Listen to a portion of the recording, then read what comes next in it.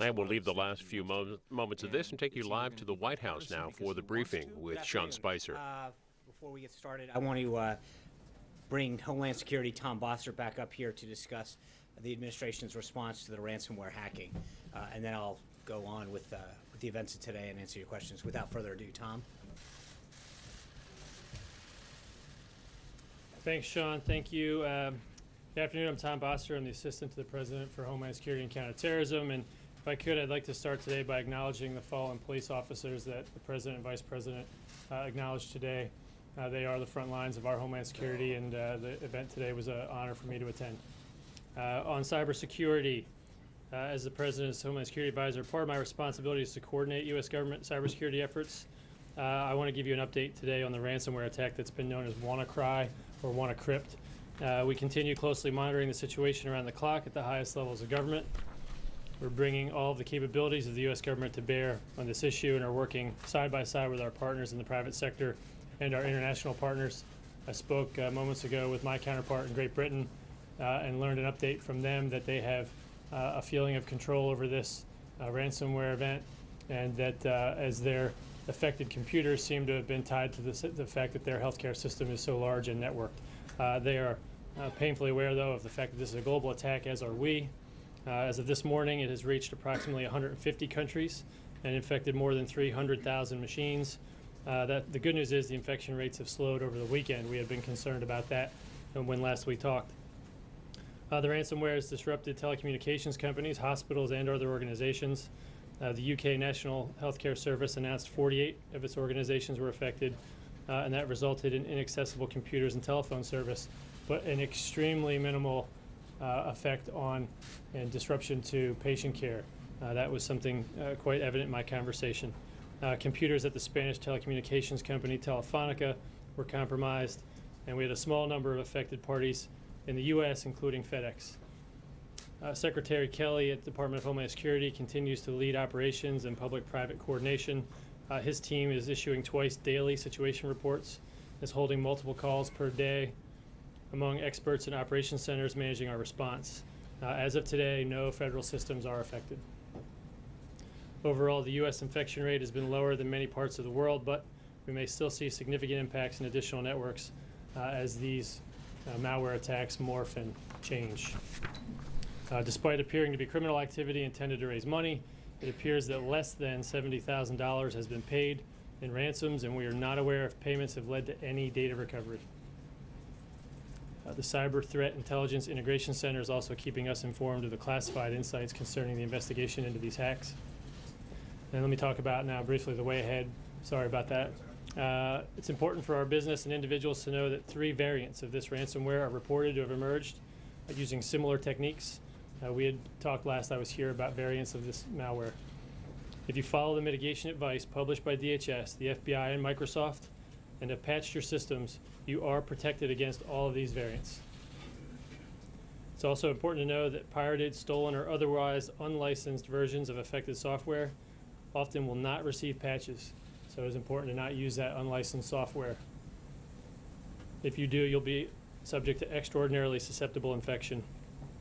While it would be satisfying to hold accountable those responsible for this hack, something that we are working on quite seriously, the worm is in the wild, so to speak, at this point, and patching is the most important message as a result. Business and government have responded with upgrades and patches, defensive mitigations, and this has dramatically reduced the vulnerable population over the last 3 days. So this needs to continue to be our focus. Let me finish by repeating advice that all organizations be vigilant in updating their software, and that the only computers that can be compromised by the WannaCry or WannaCrypt virus are ones that do not have the latest security patches available from Microsoft. So what's the net effect? Tom, do you have any, so this is one episode of malware or ransomware. Do you know if from the documents and the other cyber hacking tools that were stolen from NSA, if there's potentially more out there? So there's a little bit of a double question there. Part of that has to do with the underlying vulnerability exploit here used. I think if I could, I'd rather, instead of directly answering that, and can't speak to how we do or don't do our business as a government in that regard, I'd like to instead point out that this was a vulnerability exploit as one part of a much larger tool that was put together by the culpable parties and not by the U.S. government. So this was not a tool developed by the NSA to hold ransom data. This was a tool developed by culpable parties, potentially criminals or foreign nation states, that have put it together in such a way so as to deliver it with phishing emails, put it into embedded documents, and cause infection, encryption, and locking. So the provenance, I think I said this morning, of the underlying vulnerability is something that is a little bit less of a direct point for me. I guess a shorter way to put it would be, is there more out there that you're worried about could lead to more attacks in the future? I actually think that the United States, more than probably any other country, is extremely careful with their processes about how they handle any vulnerabilities that they're aware of. That's something that we do when we know of the vulnerability, not when we know we lost the vulnerability. I think that's a key distinction between us and other countries and other adversaries that don't provide any such consideration to their people, customers, or industry. Tom, So, you mentioned your British counterparts are feeling a sense of control. Was there any time, as you monitored this here in the States, where you felt there was any lack of control or this could get out of hand here? And if not, what is it about what was here that was protected that didn't exist, for example, in Europe or other parts that have obviously taken a much bigger hit from this? yeah, no comparative lack of control, but my conversation today led me to believe that he felt quite comfortable and my counterparts felt quite comfortable with where they stood today, not comparing. But was there any time that you felt here that things could spiral out of control? Well, as we were gaining and gathering more information, it was important for us to determine the parameters of this. Once we got our hands around the parameters of the malware, that's of course in the beginning moments what you're trying to get a hold of. Get the malware, analyze it, determine what's happening. In that time frame, you don't feel entirely in control, but you're searching for information. Once we got it and realized what the situation was, we realized there were patches available and had been available since March, and so from that point, operations centers and communications become the key, and they're imperative to how we handle this response. And from the British perspective, I thought it was important to pass along from them 2 points. One, that they thought it was an extremely small number of patients that might have been inconvenienced, not necessarily a disruption to their clinical care as opposed to their administrative processes.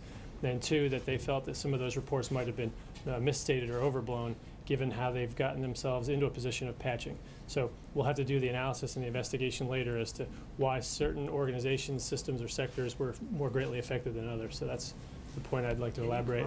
If I could, one more here, Yeah, please. just bottom line is for the average consumer, and what are you going to do going forward to make sure that it doesn't get out in the open and affect us anymore? Bottom line for the consumer is patch your software, provide automated patch support if you can, turn that automated on.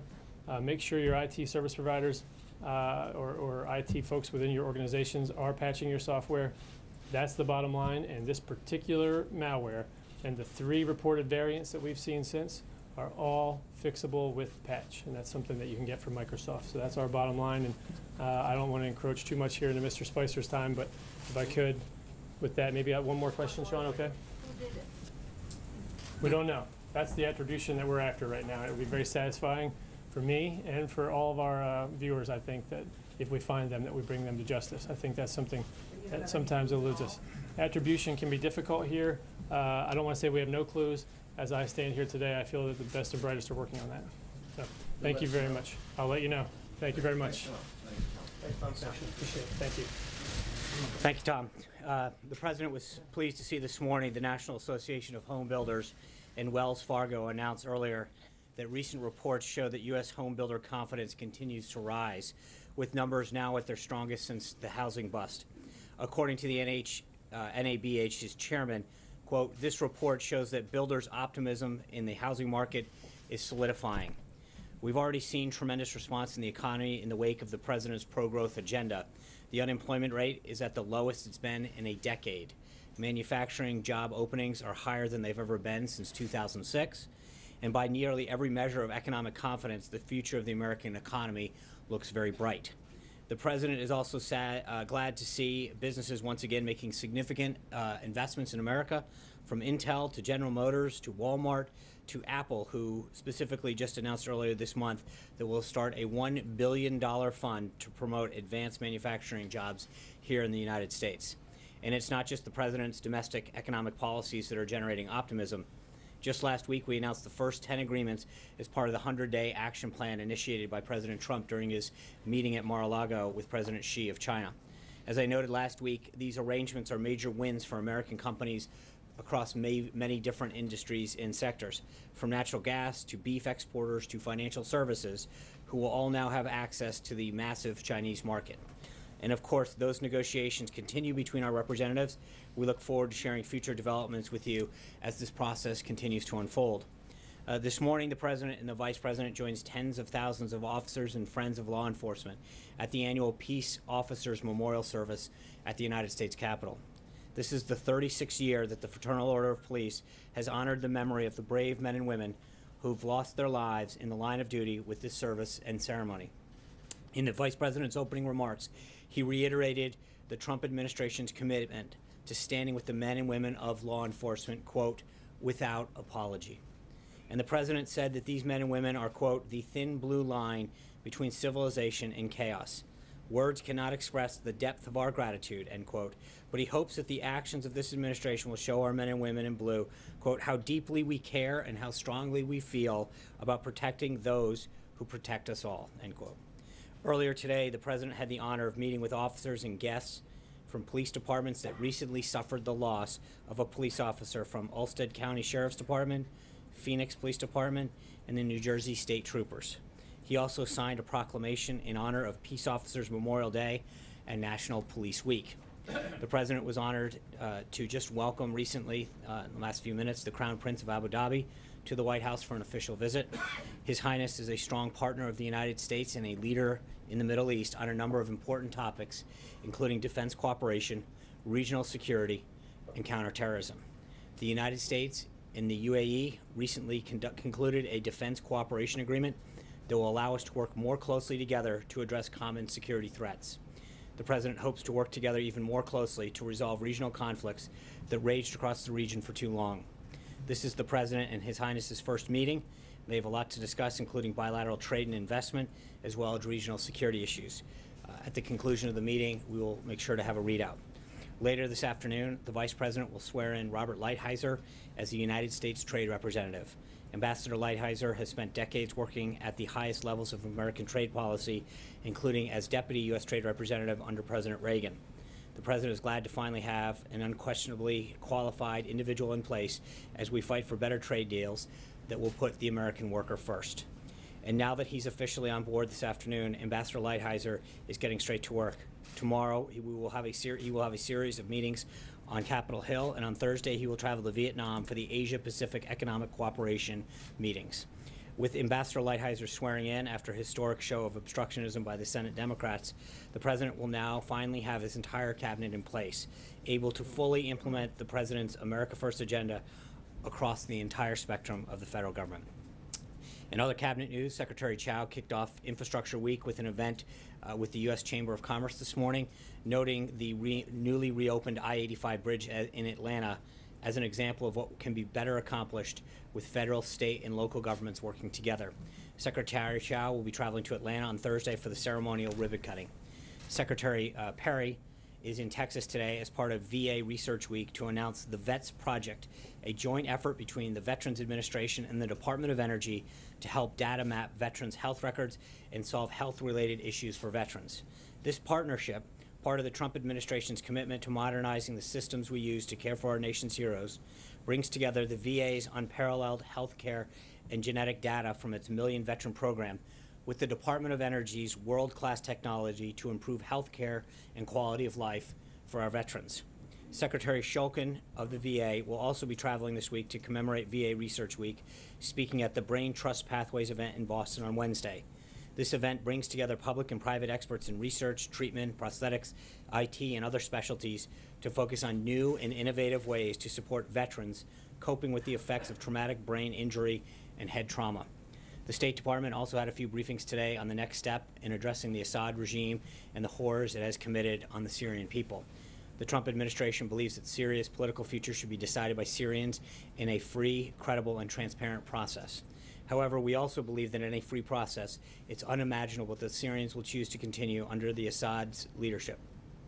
Syria will never be stable and secure as long as Assad is in power. The Assad regime has sunk to a new level of depravity, and it has done so with seemingly unconditional support from Russia and Iran. For these reasons, we continue to support the political transition process contained in UN Security Resolution 2254 and support the political process taking place under UN oversight in Geneva. As we've said before, the United States remains open to working together with both Russia and Iran to find a solution that leads to a stable and united Syria. But in order for us to work together to bring an end to the violence in Syria, Russia and Iran need to acknowledge the atrocities of the Assad regime and use their influence to stop them. As you can see, it's going to be a busy week for the President, the Cabinet, and the staff leading up to the President's first foreign trip that launches this Friday. We take off for Saudi Arabia later on Friday, and I plan to have General McMaster here hopefully tomorrow to walk through the trip with further detail. And with that, your questions. Thank you, Sean.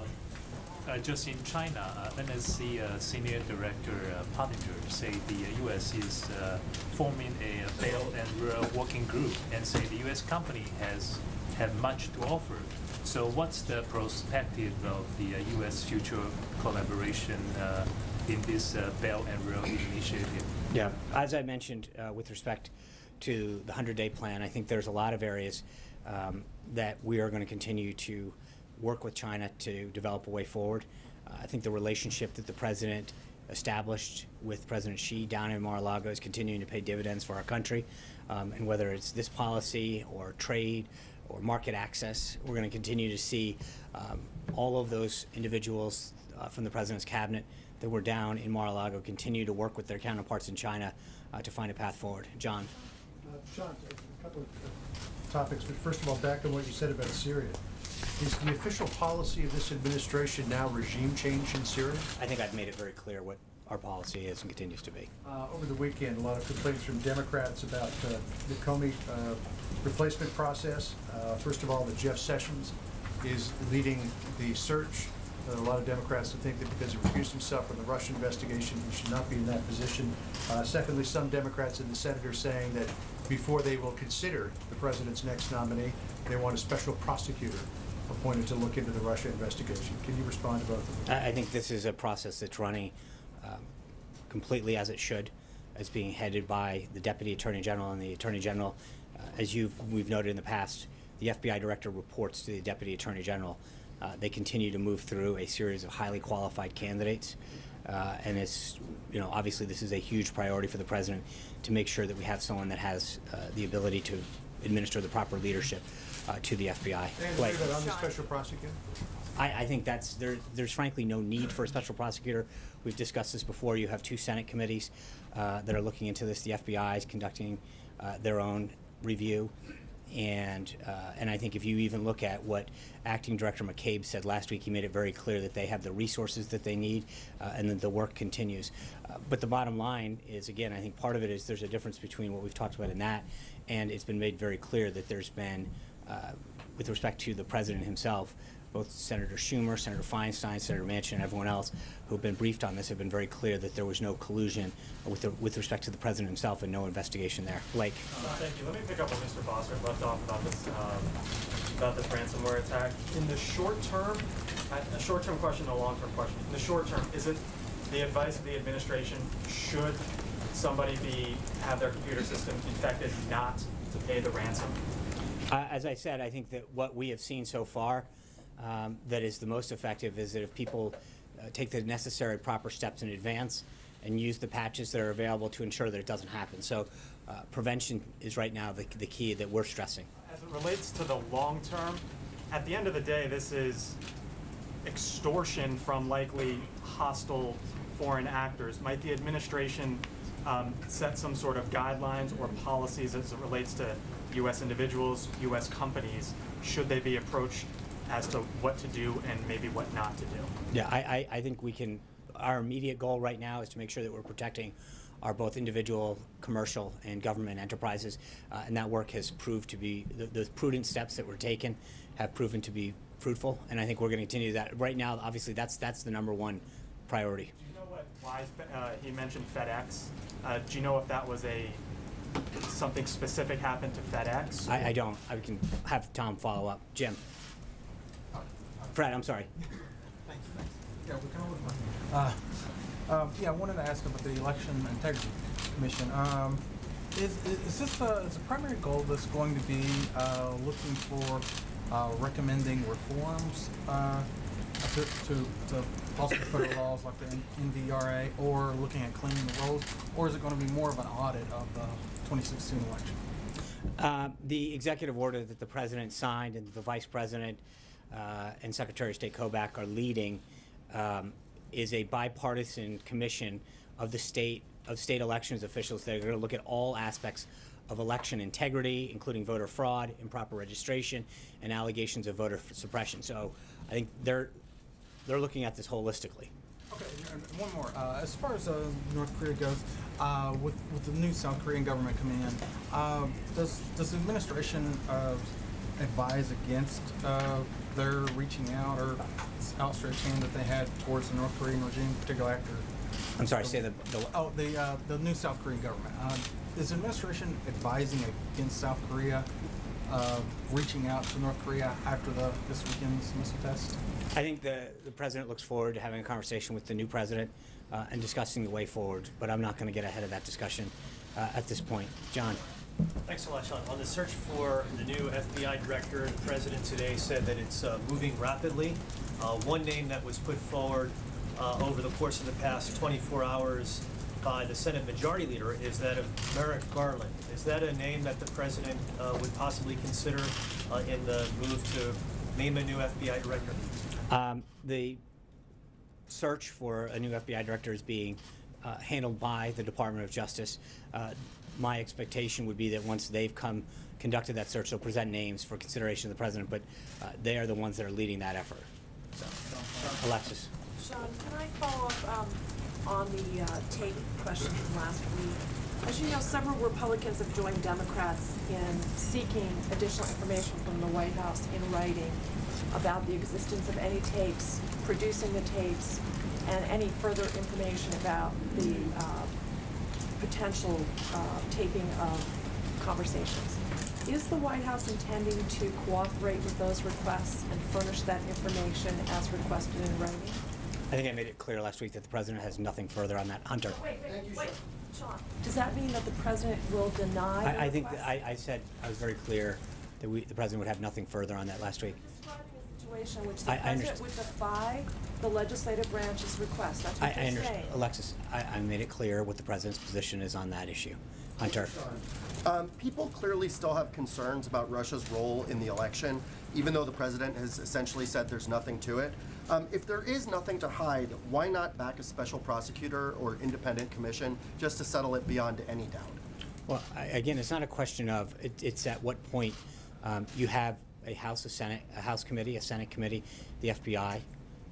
I don't know why you need additional resources when you already have 3 entities. Well, we saw polling this weekend from NBC News and I the Wall understand Street that, Journal. but that's 80% of people want this, and they don't have confidence in right. Congress. With all due respect, I think the bottom line is you have 3 entities already looking into this matter.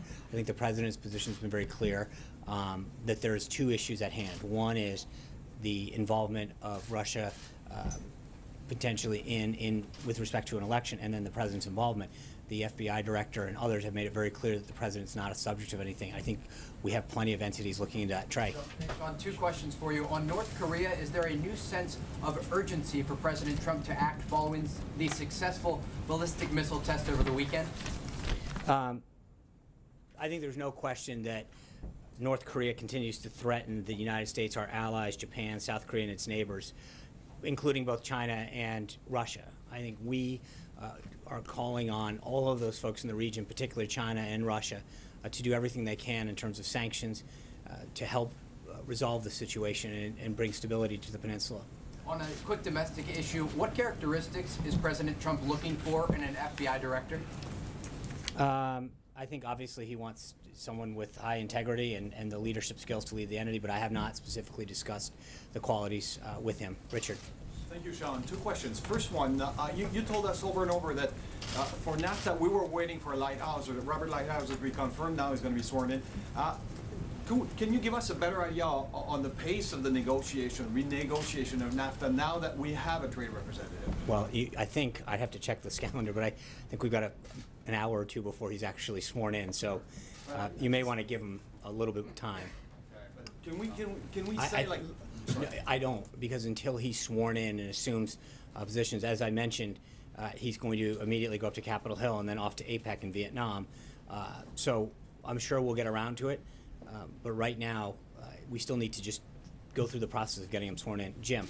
Just last week, quickly, H.R. McMaster touched the topic, but when the president will be with NATO allies, is he going to ask for a larger, bigger involvement in Afghanistan with troops on the ground from the members? I'm not going to get into what he will say or will not say. It's he'll have an opportunity to make his position very clear when he goes and visit. Allies with soldiers. I think he hasn't until he hasn't even. I don't think. We haven't announced the Afghan strategy yet. I think he's been very clear with respect to NATO. There's two issues. One is he'd like to see a greater effort placed on counterterrorism and on combating terrorism, and two is to see more of the countries live up to their financial obligation that they agreed to. Jim, sorry. Thank you, Sean. A two-part question. Is President Trump still committed to his 15% corporate tax rate? He's also under pressure to keep some existing loopholes, such as the eliminating the state income tax write-off for high state taxes such as New York and California. So is he committed to the 15% corporate tax rate, and is he also full steam ahead on getting rid of the write-off for high tax states? Well, Secretary Mnuchin and Director Cohen outlined the principles of his tax reform plan. We continue to meet with stakeholders and members of Capitol Hill. But that conversation continues. As I said at the outset, they're continuing to meet with individuals. And those are part of those talks. So his plan has been pretty clear from the beginning as far as what he wants to see and the framework in which it's being guided. Should low-tax states, though, subsidize these higher tax states, because places like Florida and Tennessee can't write off zero income taxes? Again, I'm not going to get ahead of that debate. I think the principles that were outlined explain where the president's starting point is. He's going to continue to have those discussions. Eamon. Thanks, John. On the search for the new FBI director, there have been some critics who have said in this particular political climate, whoever it is shouldn't be a current or former politician.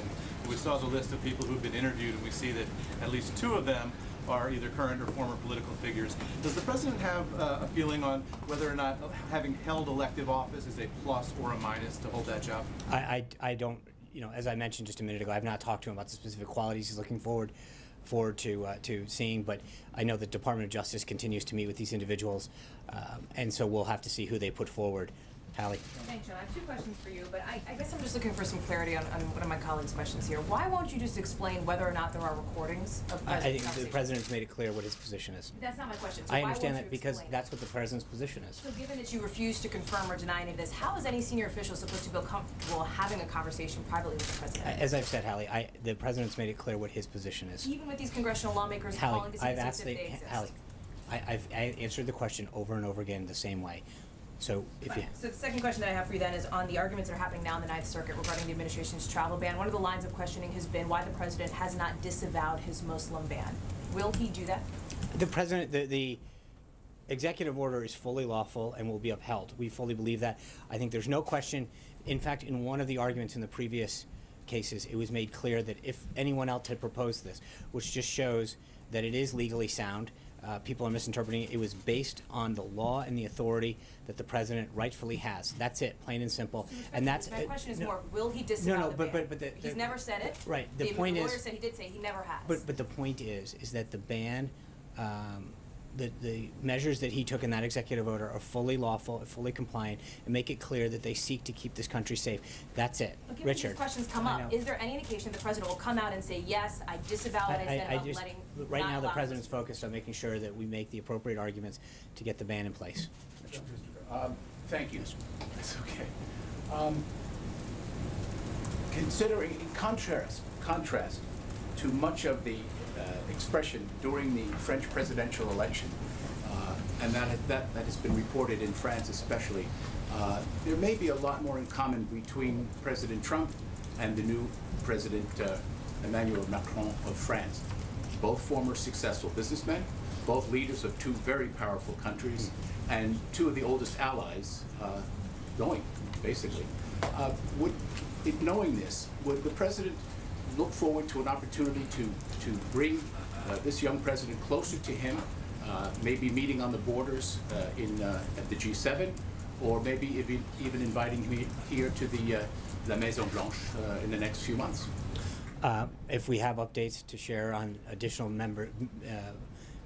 individual leaders that he will be meeting with or meetings that he'll have during his trip, we'll be sure to give you an update on that.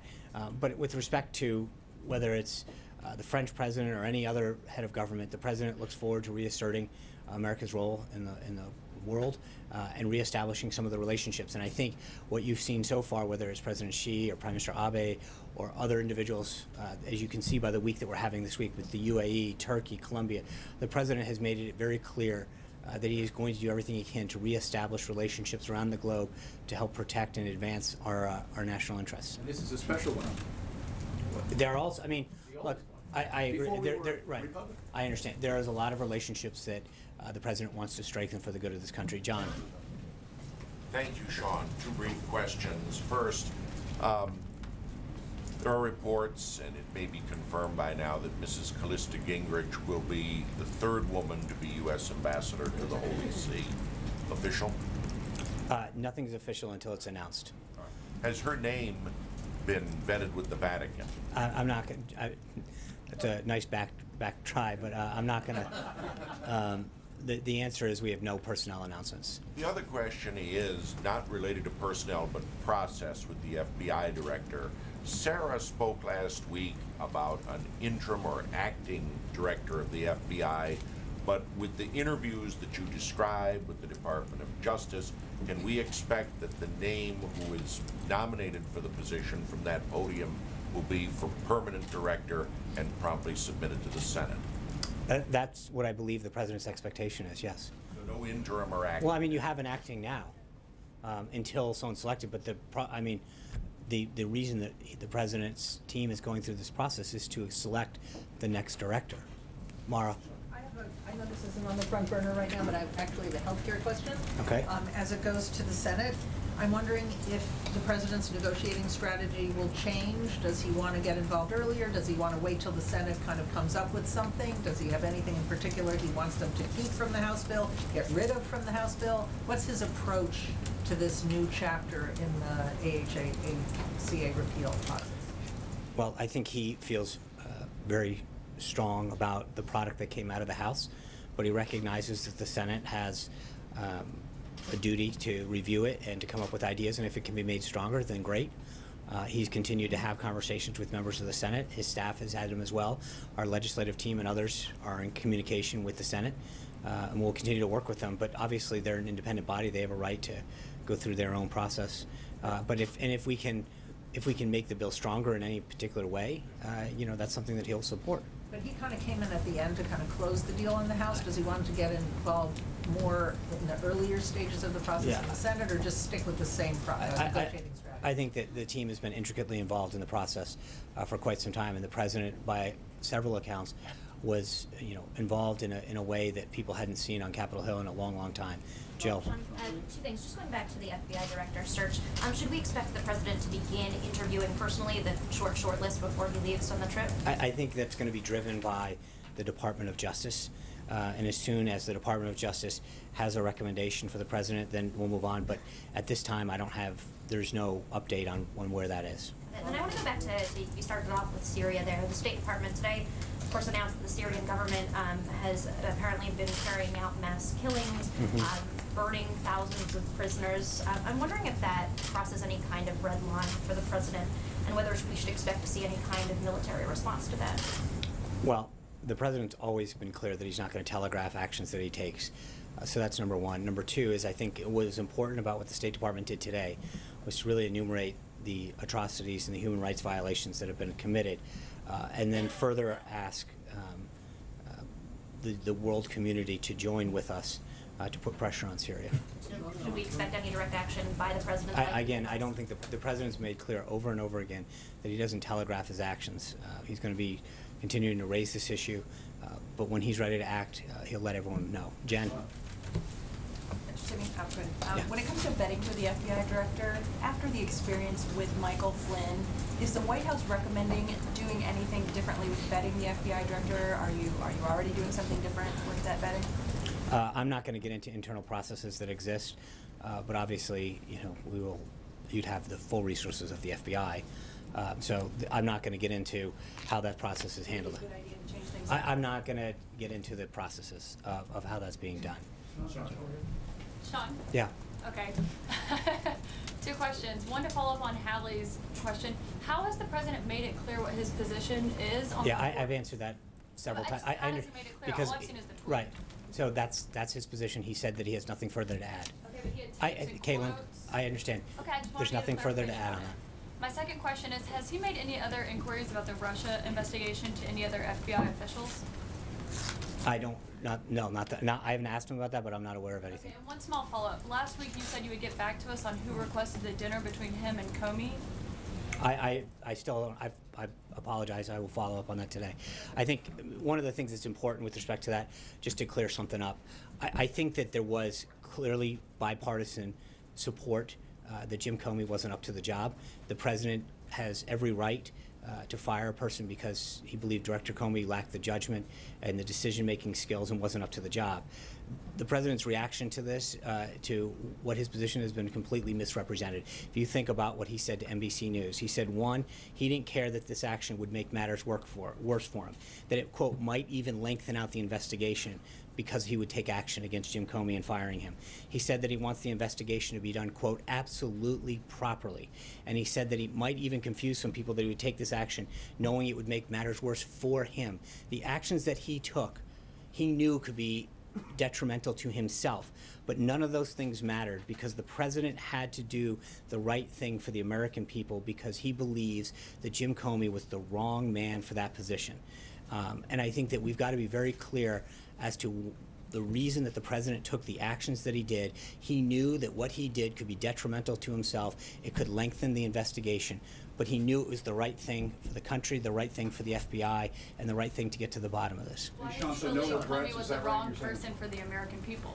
Because he didn't have the leadership skills necessary to lead that institution. And as he said in the statement at the time, the FBI is the crown jewel of law enforcement, and they deserve a leader that can properly lead the institution. Thank you guys very much. I'll see you tomorrow. Thank you. Give us the special prosecutor. He wants to do the right thing. Where are the tapes, Sean?